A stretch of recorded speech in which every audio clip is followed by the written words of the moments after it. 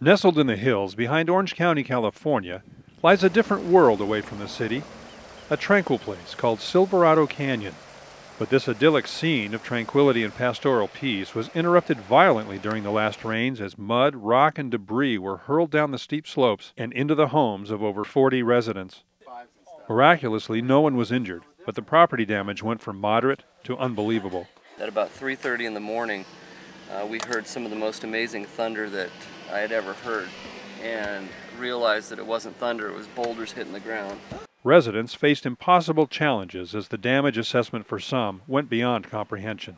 I think we rallied together in a much stronger, faster, more passionate way than most communities that assume an agency's coming to help and the city will be here or somebody's going to come and do it, but we know no one's coming. Not for some time, and we have to start on our own.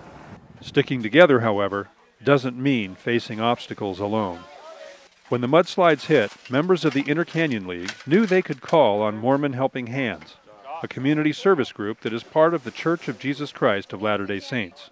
The first time we came up was Saturday, January 1st. We looked everything over, we realized the scope of it, and decided at that time that it would probably be best to expand our volunteer effort to include members of the church from throughout the county. We've had a marvelous county-wide effort of volunteers that have come and assisted for the past 6 weeks. Mormon Helping Hands is not new to the canyon.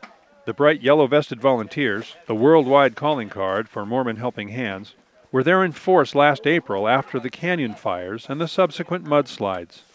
So we have the people that are organizing and putting the different groups out in the field, and then after they're in the field, there's another group of people that have to know where these people are so they can make lunches. And then before the weekend, we organize it so we know what we're going to do on Saturday, with how many people, how much food's coming in, and the resources that we have available. It's just a great effort by a lot of people.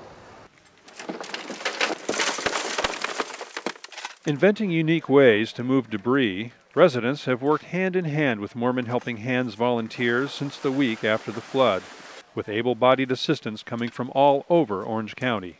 I never heard anybody complain. We're just always concerned about people's backs, how long they'll last, but most people tend to know their limits and work hard, but don't get too far extended. With additional help from Calvary Chapel and a local Buddhist temple, the work is expected to continue through April. These guys are amazing. Any 3 women that'll just crawl through a hole. They were actually digging out the drain that was the problem of the flood that flooded our house, so they were actually tunnel rats digging through the tunnel for us. And if it wasn't for these guys, we'd probably be digging on our own and not ready to move back in our house. For members of the Church of Jesus Christ of Latter-day Saints, service is a way of life, as they seek to follow the example of Jesus Christ. As a missionary from the Church of Jesus Christ of Latter-day Saints, a big part of what we do is service, so it's a great opportunity to come up here and help. The storms may have passed, but work to restore order continues. So the Inter Canyon League and Mormon Helping Hands are still looking for able-bodied volunteers. And we all have a certain amount of passion for helping people, and to see that come together has been really good. If you would like to get involved, visit the Inter Canyon website at intercanyon.org. This is LDS Orange County News.